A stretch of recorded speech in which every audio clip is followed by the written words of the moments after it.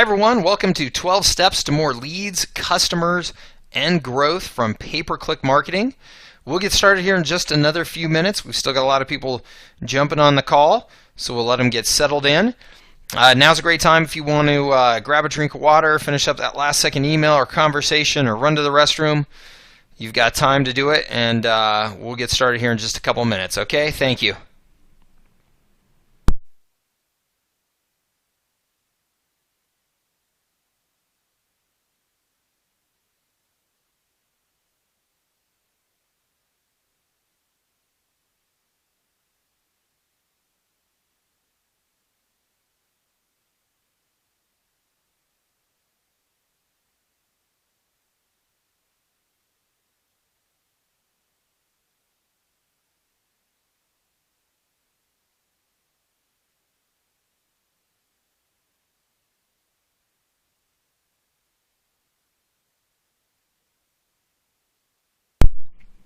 Okay, everybody, thanks again for joining me for 12 Steps to More Leads, Customers, and Growth from Pay-Per-Click Marketing.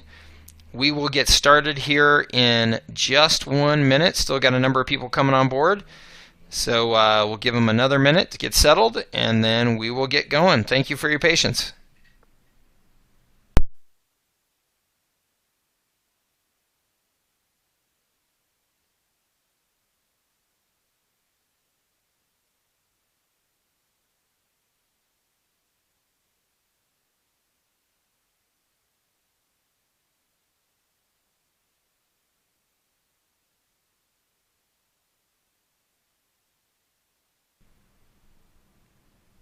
Okay, everybody, thank you again for joining me for 12 Steps to More Leads, Customers, and Growth from Pay-Per-Click Marketing. Let's go ahead and get rolling. I appreciate everybody being here today. I know you're very busy and you got a lot to do with your time, so appreciate you spending some of it with me. Probably got about 45 minutes for today's presentation, and then we'll get you back to work here as quickly as possible. A couple things to note. One, I will answer questions at the end of the presentation. So if you have any questions, please go ahead and just type them in to the question box that you see down below this presentation. And I will get to as many as I can here at the end. And if I'm unable to answer your question for some reason on the call here, I will follow up with you just in the next 24 or 48 hours and make sure I get that answered for you. The other thing is just to let you know I will be recording this presentation, or I am recording this presentation, so I will send out a replay to you, so no problem if you can't take copious notes, or you need to come back and refer to something, you can, no problem. Finally, if you take your mouse and you hover down on the lower right corner of this presentation around here, you should see a little box kind of pop up. You can click on that box and it will put the presentation into full screen mode. That might make it a little bit easier for you to see. And then you can just hit your escape key anytime you want to come back to regular presentation mode, which will again give you access to the question box there. All right, so let's go ahead and get going. Today's agenda. First, we're going to cover what is pay-per-click. I know a lot of you, pay-per-click is probably new to you, so we'll just do a brief overview there. And then 12 steps to effective use of pay-per-click for your business. And then a handful of must-know tips and strategies on a little bit more advanced side for those of you who maybe are already doing pay-per-click and looking for ways to take it to the next level. All right, so Act 1, what is pay-per-click, or PPC as it is commonly referred to? Pay-per-click is search advertising. Well, what exactly does that mean? Well, there's all kinds of different forms of advertising. Search advertising in particular is advertising on the search engines, targeting people that are searching for specific terms in those search engines. So you can see here Google AdWords, which is by far and away the 800-pound gorilla in the space, and then Yahoo and Bing, who combined a handful of years ago to try and give Google a run for their money, who are in second place, a distant second place, but still a strong contender and actually experiencing some decent growth now. But you are, I'm sure, are very familiar with the Google search engine in particular, although some of you maybe prefer to use Yahoo and Bing for your search engine. But regardless, in either one of the search engines, you have a search box where you type in a phrase, of something that you're looking for, something that you're searching for. And when you do that, you get results in the search engines. And this is a Google search result for something totally random here, New York City Volvo repair. But you can see here that the results come in two columns, left column and the right column here. And if you look closely, and I'm sure that most of you are aware of this, but all of these right column results are ads. And in this case, the top several results on this main column are also ads. So this is search advertising or pay-per-click advertising being done by these businesses targeting the phrase New York City Volvo repair, or maybe New York Volvo repair, or just Volvo repair, depending on what campaign they've created for their business, which we'll talk about some of those details here in a bit. But this is search advertising or pay-per-click advertising. Okay, and really anytime you're searching, typically if you just look towards the top and towards the right, you're going to see advertising being done on a pay-per-click basis within the search engines. Now, this is a multi-billion-dollar industry. This is really what has been the engine of growth and the engine of massive riches for Google. This is what has allowed them to become one of the most influential businesses over the last decade or so. And you can see in 2012, 95% of Google's $50 billion in revenue came from advertising. So this is a massive, massive opportunity now for these search engines to really create a cash gusher in the form of this pay-per-click advertising. And as I mentioned earlier, Yahoo and Bing joined forces and now own about 30% of the market. You can see over here, this industry has become so big and so lucrative and touches so many businesses in so many ways that you have companies like ComScore and other companies that really have created this whole cottage industry just out of studying what's going on in the pay-per-click marketplace and where's the money being spent and how effective is it and all that good stuff. And you can see here, so in terms of search share, Google has in March 2013 67.1% of the market, and then if you combine Microsoft and Yahoo, they're close to 30%, not quite there. But really, really, really big industry, very lucrative industry, and very powerful for these search engines, and also for the businesses and advertisers who know how to take advantage of the pay-per-click advertising.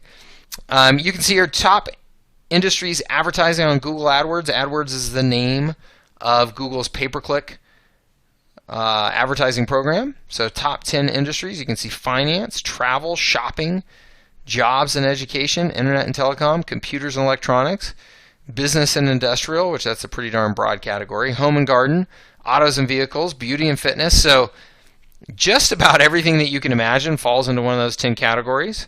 But if it's not on that list, I can assure you that no matter what industry it is, people are still doing pay-per-click advertising, even if it's not in the top 10 here. There is success being had across every industry when it comes to pay-per-click advertising. So no matter what business you're in, as you sit and listen to this presentation, I can assure you that there are opportunities to successfully take advantage of pay-per-click advertising for your business. Here's just, again, some interesting stats. As I said, it's become a cottage industry to study everything that's happening in the pay-per-click marketplace. There's huge amounts of data out there, and some pretty interesting data. Depending on what industry you are in, you can see some of the numbers, and it's nice because you can get some benchmarks as to how your ads, your campaigns are performing against other people in your industry. So how does it all work? How does this industry that popped up from nothing, just about a dozen years ago, and now a 50 billion, 100 billion, whatever it is, a year business, how does it all work? Well, As an advertiser, it's actually quite simple. You create ads, you set bids for those ads. In other words, how much are you willing to pay per click, which is why it's called pay-per-click, PPC, and then total budgets. So you could say I'm willing to spend $1 a click, and I have $100 a day to spend. Okay, so theoretically, you could get $100 worth of clicks at $1 per click for your bid. Now, there's some nuances there. Just because you bid $1 doesn't necessarily mean that you're going to pay as high as $1. You may actually pay less, but you won't pay more. So you could actually get more than 100 clicks there. But pretty simple. Create the ad, set the bid and the budget. As you can see here, this is creation of an ad inside of Google's AdWords program, and you can just see how simple it is, right? Headline, description line 1, description line 2, display URL, which is this URL that's showing in the ad, and the destination URL, which is the actual location that you're going to send the person who clicks on this ad to, okay, which can be a little different than the display URL. So very, very simple process. Once you've created that ad and you've bid, then the ads appear based on specific keyword searches. So you can see here this ad is for gas grills on sale. If I were to target this ad when I'm creating my campaign to searches for the term gas grills, then this ad would show up. Okay?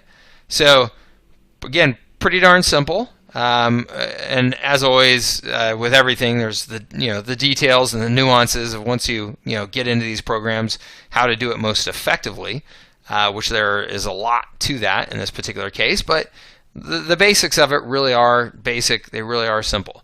So searchers that click through are taken to your page of choice, which is this destination URL. It's the destination that you're sending them to.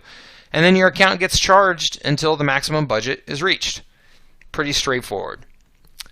What are the advantages of using pay-per-click? Why has this caught on so wildly? Well, first, ads only appear on relevant searches.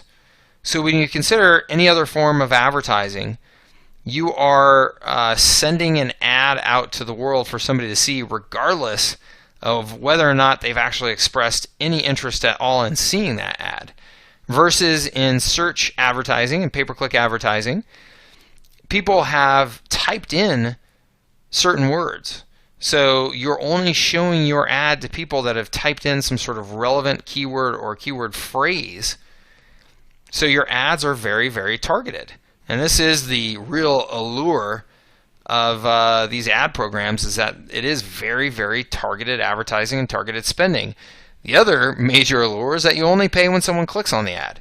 So if you show that ad and for whatever reason the person that it was showed to was the wrong person to see that ad, or they just weren't interested and they didn't click on your ad, then you're not charged. Which again, very, very powerful in terms of just a very compelling concept when it comes to advertising. There's very little other advertising that works that way. Easy to measure ROI. The beauty of doing online advertising is that everything is captured, every detail is tracked. So it's very simple to track how these ads are doing for you. And in fact, businesses are tracking at making an average of $2 in revenue for every dollar spent on pay-per-click advertising. So high ROI, easy to measure ROI, very attractive pay-for-performance model, and ads only appear on very targeted, relevant searches. So combine all those things and you can see why pay-per-click advertising has really taken off. It levels the playing field for many advertisers. I mean, if you consider the number of businesses that are out there that cannot possibly afford to compete on advertising budget with massive brands and massive companies, pay-per-click advertising brings a whole new opportunity for those small businesses with smaller budgets to still compete, right? I can't compete with Coca-Cola on Super Bowl ads, excuse me. I can't compete with Geico Insurance on radio ads, right? There's no way I possibly can. Those brands can afford to just absolutely blanket the market with their advertising. But I can compete absolutely directly head on with those brands when it comes to specific search terms in the search engines. So I have the ability to run my ads against the biggest brands. I have the ability to show up on the first page of Google or Bing just by placing an ad and being willing to pay for it. So even if my site does not organically rank really high in the search engines, I can make sure that I show up, right? So you can see here is an ad for Perfect LA Headshots. Very, very competitive market for actors and models out in the Los Angeles area, right? Tons and tons of aspiring actors and actresses and models come out to LA and need to get their headshots done. It's a very lucrative little niche business. Well, if Perfect LA Headshots doesn't rank organically because somebody else has been there running headshots in LA for decades and they have the #1 spot on Google, they can still compete by running an ad and showing up on page 1. This gives you instant reach to a massive amount of qualified prospects and prospects, and allows you to skip that organic SEO waiting game that can be so painful and be just unreliable. So very, very attractive advertising model for all kinds of businesses, but I think particularly smaller businesses that are looking for the absolute highest bang for their buck when it comes to their advertising. All right, so that's what is pay-per-click advertising. Let's now move on to Act 2, 12 steps to effective use of pay-per-click for your business. As I mentioned earlier, creating an ad, creating a campaign is very, very simple, but there is lots of planning that should go into it. There's lots of nuance in how to do it most effectively. And what I find in my business, we do pay-per-click management for many businesses, is that most businesses, because it's so simple and easy to set up campaigns, they do so, and they're trying to take advantage of pay-per-click, but because they have their full-time business that they're running doing something else, they do not have the time to pay attention to the real details and nuance of setting up a campaign effectively. And what happens is they get poor results or waste a lot of money in the process. So these 12 steps are going to give you fundamentals to setting up your campaigns and managing your campaigns properly. All right, first step is to define a clear goal. Okay, and depending on the nature of your business, that goal will vary widely from one business to another. Some businesses, you're looking to drive somebody to a shopping cart and have them make a purchase right that minute. Okay, if you're selling some sort of maybe lower end commoditized product, or you just have a real retail, e-commerce in nature product, then you can drive people straight to a cart and have them buy something. For other businesses, say like an insurance agent or a law firm or things like that, you may just be trying to capture a lead, right? You may just be trying to get somebody to ask for more information about your firm or your services. So what's important is that you are clear about what's realistic for your business and that you define a clear goal, and then you think through what is the actual sales funnel, marketing funnel that I will plan on bringing that prospect through or that customer through to try and turn them into revenue. Again, you can see here, that's what this diagram represents, is a sales funnel laid on its side saying, hey, we got 10,000 total visitors to a site, 6,000 of those visited our shopping area, 1,800 of them actually placed something in the cart, and 54 make an actual purchase. So you're able to visualize and measure every step of the way and then strategically plan for what's the best way to get a prospect through this funnel, and therefore what's the best ad that I should run to make that possible. Okay? So defining a clear goal is absolutely critical, and again, depending on the kind of business that you have, your goal will vary. So a merchant or a producer of a product may be going straight for sales, right, in an e-commerce store. Other types of business may be going for leads and downloads of a white paper or requests for services. A publisher, so somebody who's publishing content online, may just be looking for traffic. And then a brander could just be looking for awareness for their brand, right? So depending on the type of business you have and the goals of your campaign, these things are going to change, and you just need to make sure that you are clear about what it is that you're looking for, because of course your strategy in your campaign and how much you're willing to spend on it and things like that are going to vary.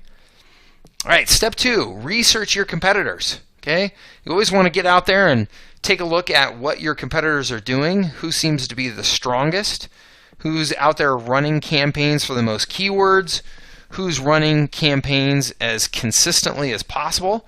You know, if you see that a competitor is running ads every single day for a big variety of keywords and they've been doing it for months and months, well, it's a pretty good idea that that competitor is doing pretty well with those ads. So going and studying, what do their ads look like? When you click on that ad, where does it take you? What does their funnel look like? You know, if you opt into a page for a report or a request for services, or you buy a product, how are they then keeping in touch with you? How are they trying to convert you into as lucrative of a customer as possible? This is a fantastic market research vehicle, because all of your competitors' ads are essentially right there in front of you for you to see. Next, you want to do keyword research. Okay, step 3, do keyword research. And keyword research means that you can essentially peer into the guts of the search engines to see what it is that people are searching for, how often they're searching for it, how competitive those keywords are in terms of other advertisers bidding for them, how much those keywords cost to bid on them.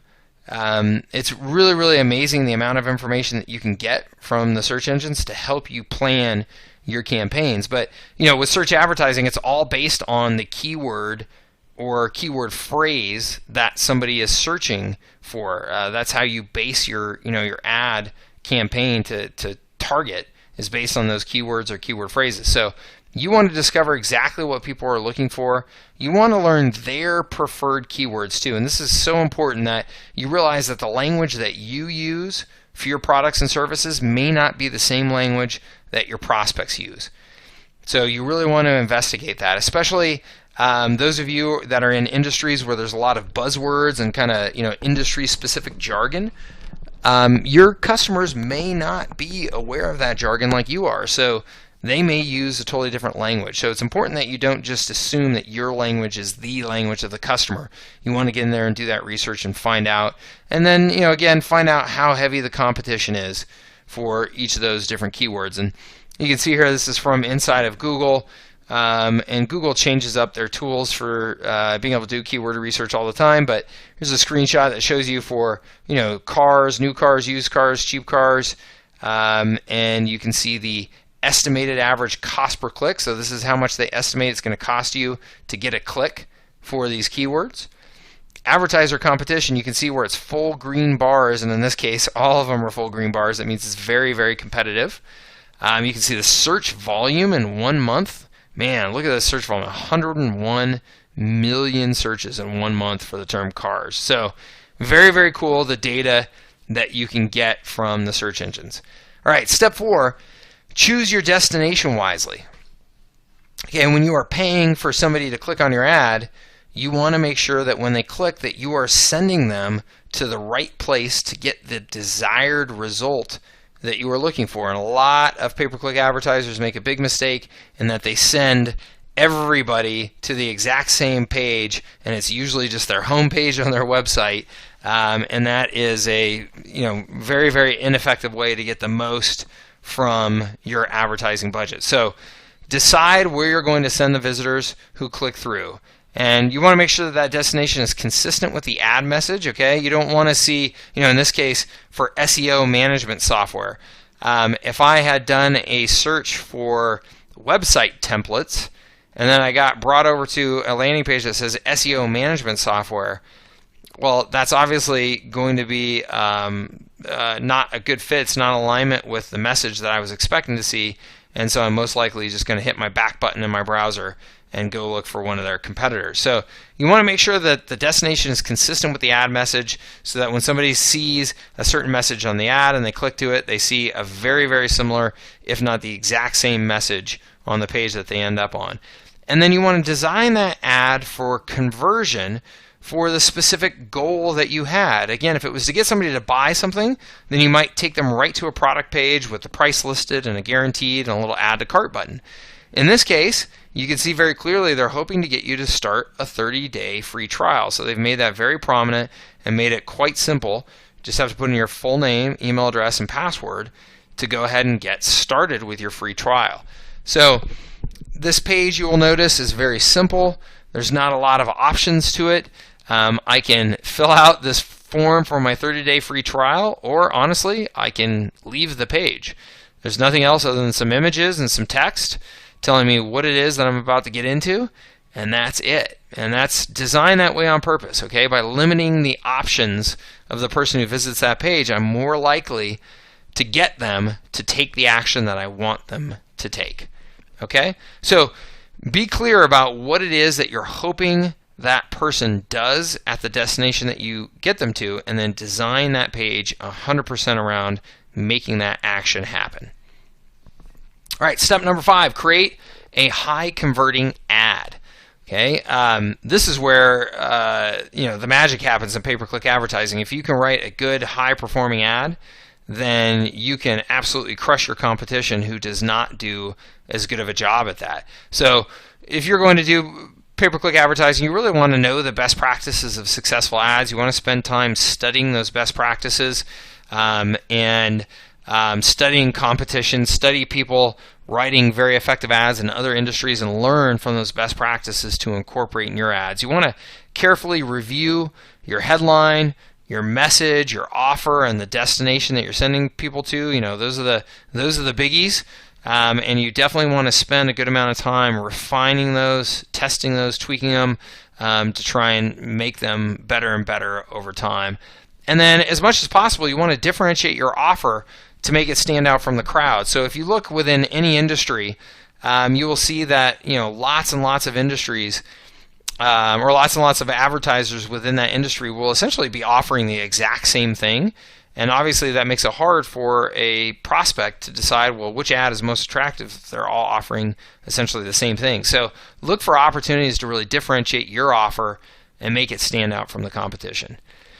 Step number 6, add some local flavor. If you are going after local customers, make your ads local in nature. Okay, it's a proven way to boost the effectiveness of your ads and boost the ROI of your campaigns.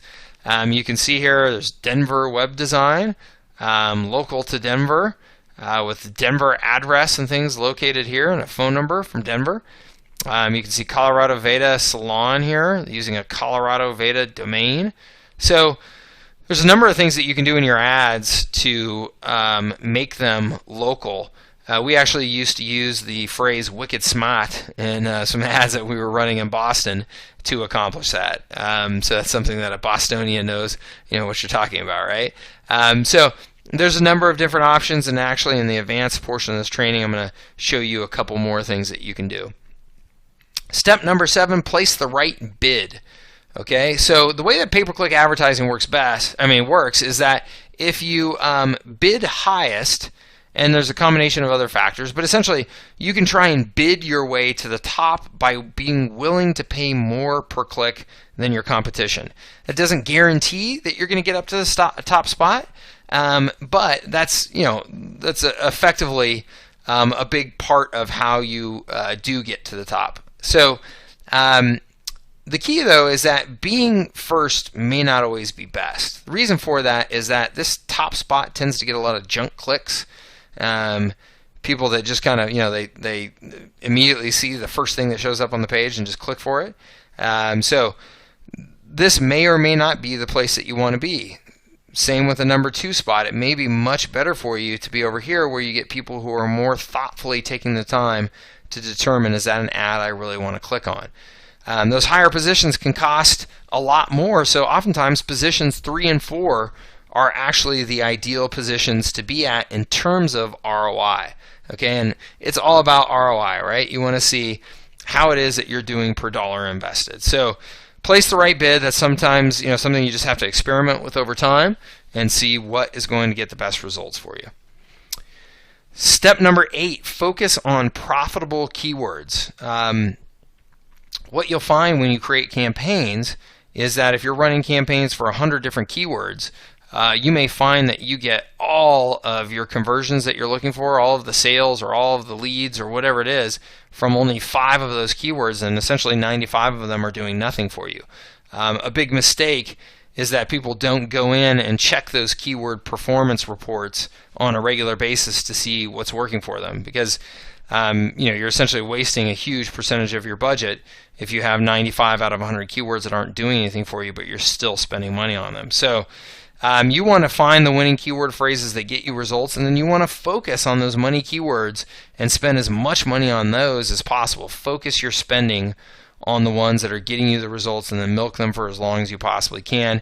And then at the same time, have a test budget, maybe 10% of your budget or so, where you're testing new keywords all the time. Language changes. People use different phrases based on, just things they're hearing in the media, changes in your industry, changes in products, things like that. You just want to make sure that you are on a regular basis looking for new keywords and updating your keywords, with a little test budget to try and make sure that you're keeping up with the changes that are happening. Step 9, measure your results. Again, the beauty of online marketing is that everything can be measured. So you definitely want to make sure that you have the right systems in place to be able to measure everything that you should, okay? Otherwise, you're just, again, you're just kind of throwing money away. Just like with those keywords, if you don't have the report to tell you that 95 out of 100 of your keywords aren't performing, then you're throwing away money. Well, the same thing with the data that you can get on every step of your sales process. For most local businesses and small businesses, having some sort of call tracking technology is an absolute must, because people will pick up the phone to call you after they've clicked on your ad. And that's a preferred way for a lot of people to do business, is to pick up the phone and call. So definitely want to have those phone numbers on there and have call tracking on there to be able to test. Place Google Analytics across all of your web pages. Okay, have Google Analytics, nice free program, very, very powerful program provided by Google that gives you data as to how everything in your sales funnel and in your websites is working, what kind of attention you're getting from people, what kind of behaviors they exhibit when they're on your site, and measure that entire customer journey. So you can see here's a digital dashboard where you can see the unique visitors to a site, and you can see where all they came from, right? You can see the average time on the site, so you can see the behavior of the people on the site, right? What number of pages do they visit? How many times did you get visitors there? What social actions do they take?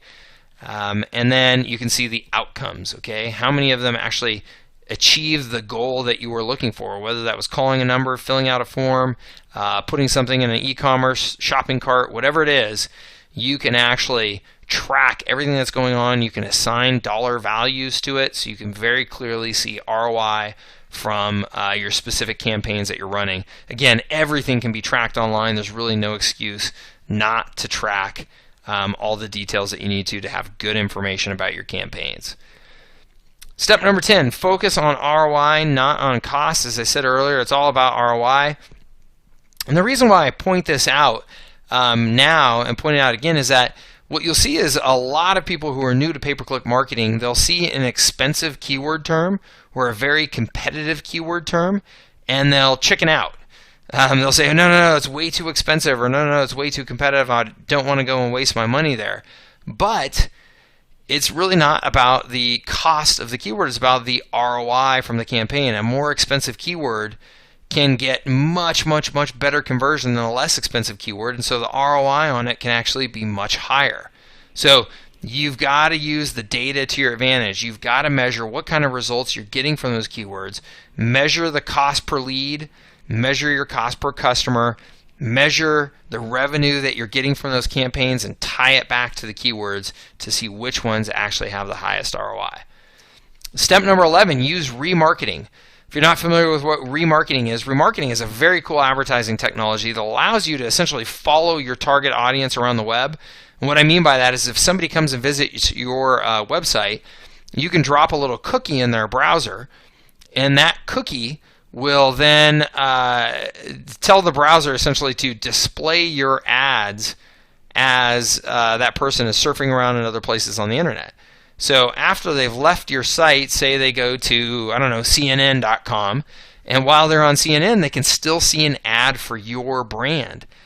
Okay, very, very cool technology. It's literally like you're stalking them on the internet, and a very, very powerful form of technology, of advertising, because once somebody has visited your site, there was obviously some sort of interest there. So by showing them another ad after they've left your site, you have a much better chance of getting them re-engaged and getting them back to your site to make some sort of purchase. So very, very cool advertising technology, and will definitely do a ton to keep your brand top of mind with those prospects. You can see an example here.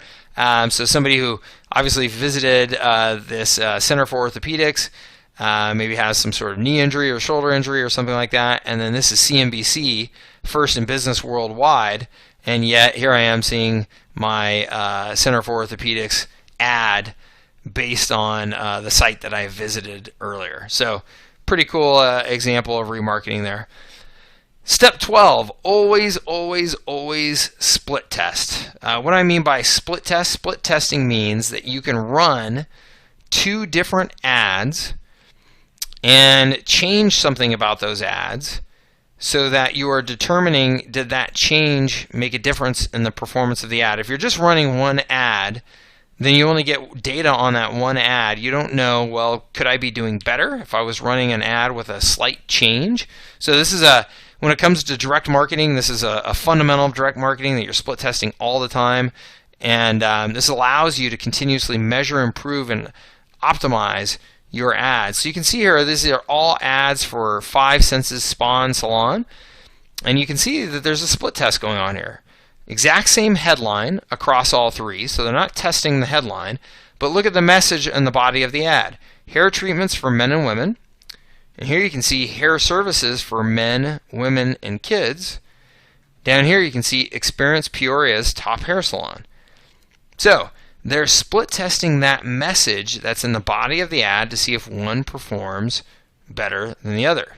So you want to test the most important factors first. Typically you start with the headline, start with keywords, right? Start with headlines, then copy and offer, and you just move your way systematically through to test those variables. And you will see in a lot of cases massive, massive differences between the performance of one ad or over another based on what maybe you thought was a pretty insignificant change. However, it wasn't necessarily insignificant to your prospects. So you'll see huge changes, 30, 40, 50, 60, 70% changes. Those are the big gains. I suggest you stop when you see gains of 10% or less. At that point, it's kind of hard to say that you're really making any progress. There are other bigger things that you could be testing. Okay, so that's 12 steps for effective pay-per-click at your business. Really are just kind of the fundamentals of pay-per-click advertising. All right, let's move on to Act 3, some must-know tips and strategies if you want to take your pay-per-click campaigns beyond just those fundamentals and give you the best chance at success. So first of all, you've got to make sure when you're setting up your campaigns that you're separating your search campaigns and your display campaigns. Now, what do I mean by that? Well, there's search advertising, which is what we've been talking about this entire presentation, okay?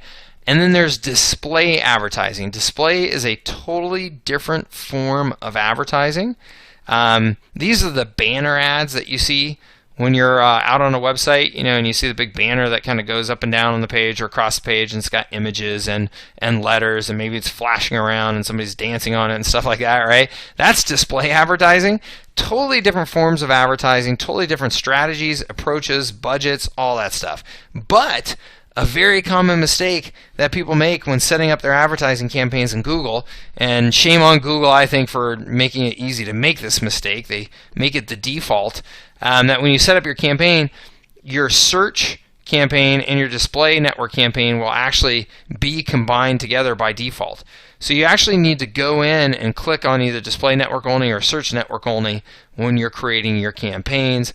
Otherwise, you're having your budget go towards these blended campaigns with where there should be different budgets, different strategies, different tactics to try to make them work. So you really want to separate your search and display campaigns. Another advanced strategy here, or I should say an advanced strategy. That last one was not necessarily an advanced strategy. It was a fundamental that a lot of people just don't know about. But test dynamic keyword insertion. What is that? It's a big fancy phrase. Dynamic insertion of keywords into an ad. Essentially is a way that you can take the search term that somebody typed in and automatically make it a part of your ad. So you can see all of these ads are from sweetshop.com. What sweetshop.com is a shop that sells pretty much every type of candy, right? So if you search in any of the phrases related to candies, chocolate bars, stinger bars, brown bread, lollipops, they are automatically building an ad where they dynamically insert that search term into their ads. Okay, so in this case, somebody typed in chocolate bars, and they automatically made the title of their ad chocolate bars, the headline. They inserted chocolate bars here, and they inserted chocolate bars here. When the exact same search was for stinger bars, then stinger bars got incorporated. For lollipops, lollipops got incorporated. Okay? So you can dynamically insert those keywords into the ads, making the ads more relevant and essentially allowing you to have unlimited ads, right? Because you can just say, hey, look, no matter what they search for, if it's a candy term, go ahead and dynamically create the ad with that candy term in it. So very, very cool technology. Can be applied in a case like this where you're trying to sell any type of candy or category of product to searchers. It can also be used for local advertising in some pretty creative ways. So a number of things that you can do there. Next is use ad extensions. This is one of the most underutilized and also most powerful things that you can do to your ad campaigns to take them to the next level. So ad extensions are essentially information you can add to your ad. Okay, it makes the ad stand out from other ads, and it will dramatically increase the responsiveness of those ads. So let me just show you some examples to make this clear to you. What do I mean by information you can add to your ad? Well, you can see here on this search, this is a search I did for best steak knives, and Amazon came up and Overstock came up. Now, look at what's included in their ad. There's a star rating for the steak knives, and the thing that says 374 reviews for Amazon.com. Over here on our Overstock, you can see here again these reviews and 5,927 seller reviews. So these ads obviously show up much better than the competition's ads who aren't using these reviews, because you've got these colorful stars that now make the ad kind of pop, right? And if you do searches in the search engines now and start paying attention, you'll notice that some ads have additional information that others don't have. And there's a variety of things that you can use. So you can actually put in the stars from ratings. You can put in the Google +1 number. So if people are plussing your content or your product or whatever it is using Google's Google Plus social network, then you can see that there. You can put various types of tags and comments and reviews. You can put information about your location. You can put your address and things like that in the ad. You can put a hyperlink in the ad, and you can put your phone number in the ad. So there's a number of things that you can now use in these ad extensions, and they're changing all the time as Google thinks of new things to roll out. So take advantage of those ad extensions. They can make your ad stand out dramatically versus the competitors' ads. And then last but not least here, get off of Google. Okay, even in my presentation here, you can see 90% of the content mentioned Google, just because they are the gorilla in the marketplace, right? And of course, if you're doing search advertising, you should probably be on Google. However, most people just focus on Google 100% and leave out some other really interesting opportunities. I mean, as we said, Bing and Yahoo have about 30% of the marketplace now, and 7 Search is a network that maybe some of you have never heard of, but they actually have some pretty decent search volume. And so you can make, you can do search campaigns, pay-per-click campaigns there as well. So look for your other opportunities.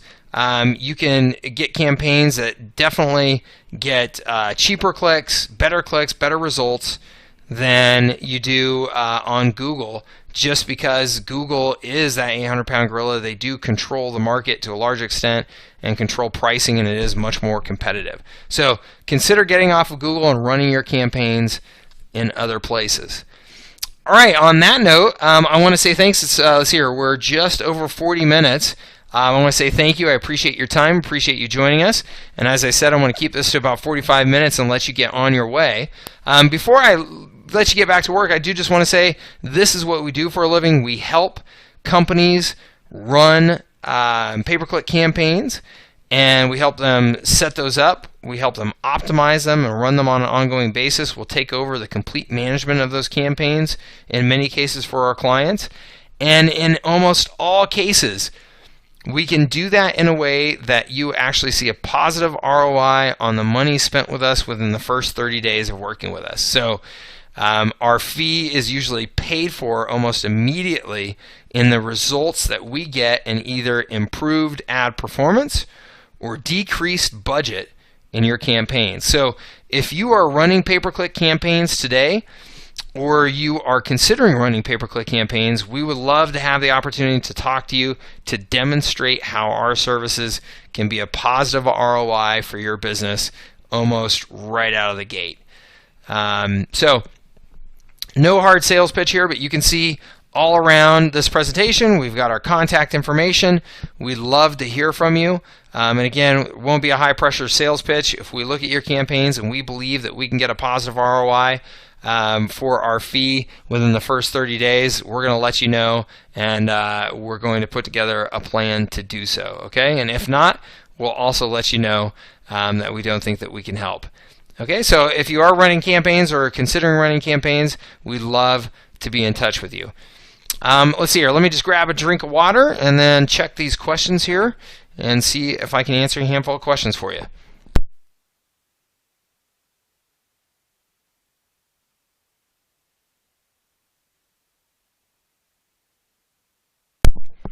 Okay, Jim asks, what are the major differences in capabilities between the Google pay-per-click network and those found in Bing and Yahoo and 7 Search that I mentioned? I wouldn't say that there's major differences. Each search engine has, though, subtle differences and nuances. I think that the biggest differences between them is just the volume of prospects that you're going to find on the search engines. I mean, Google is much bigger than the others, so there's just going to be a much higher volume there. You're also going to find, though, much higher competition on Google, and you're going to find much higher costs oftentimes on a per-click basis. So, technology-wise, they're very similar. I would say that Bing and Yahoo have done a really, really nice job, though, of making their platform easier to use. I'm a big fan of Bing and Yahoo and their pay-per-click network as well. Obviously, still do most of our investment in Google, both for ourselves and for our clients, but you have really good opportunities in all of them. Let's see here. So Julie says that they have raised their bid on clicks on their competitive keywords, but they're still not getting to the first position in the search results, which is what they want, or in the ad results, which is what they want. So there's a reason why. So Google in particular will, and I'm assuming you're talking about in Google here, Google in particular will not place your ads, number one, necessarily just because you're willing to pay more. They do take other factors into account, such as how many people click on your ad, because that's how they make money, is on the click, not just on the bid, right? So the click-through rate of your ad, what happens to visitors after they click on that ad? Do they stay on your site and seem engaged, or do they immediately see the page that you sent them to and bounce back? they take in all kinds of factors so that they have kind of quality control there. So it's not just money spent. So if you're not getting as highly positioned as you'd like, it's probably those other factors, and we could certainly sit down with you and help you on that. And like Bing and Yahoo and 7Search, they are less concerned about some of those other factors, and you can usually bid your way more aggressively to the top. So that might be something for you to try as well. Let's see here. Carrie asks, what are best practices for landing pages? We have a professional services firm, a law firm, and looking for best practices on how to get our ads more productive once they've made it to our landing page. Yeah, that's great. It's great that you're looking at that, and it's great that you're spending time analyzing it and trying to make it better. That's a huge opportunity for anybody is to improve their landing pages. Best practices for professional services firms, usually a handful of things. So one, offering some sort of educational content. Oftentimes, people coming and exploring your firm are not yet at the stage of buying where they want to just hop on the phone and talk with somebody. They're looking to do more just kind of investigation about your firm, so that they can use that to compare it to others. So having some sort of educational resource there that you can offer them to download, and then once they've downloaded, follow up with them using email or phone calls to reach out to them proactively. That's definitely a best practice.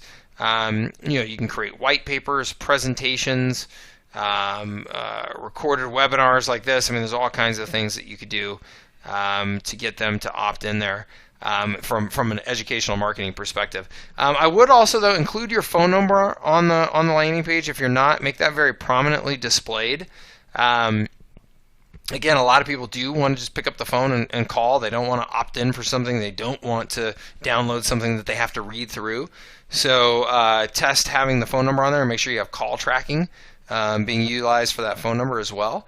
And then finally, in most cases with landing pages, remove the options for people to go to many places, right? I know a lot of more kind of beginner marketers think, well, we have to give them options to go visit the rest of our website, but that is usually actually counter to getting them to convert on what you want them to convert on. So test limiting the options. Make it so that all they can do is that one thing, either or maybe just two things, right? Just opt for that white paper or presentation that you created for them, or just pick up the phone and call you. But don't have links that will take them out to other parts of your website or anything like that. And again, it's all a test, and that's the beauty of this form of marketing. It is very trackable. It is very testable.